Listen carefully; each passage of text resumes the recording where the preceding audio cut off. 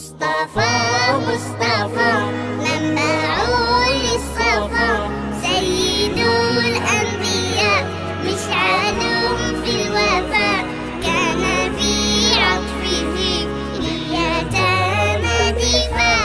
مصطفى مصطفى منبع للصفا، سيد الأنبياء مشعل في الوفاء، كان في عطفه لليتامى دفاع. حن قلبي له فاض شوقا إليه، ليس أرجو سوى شربة من يديه، الصلاة عليه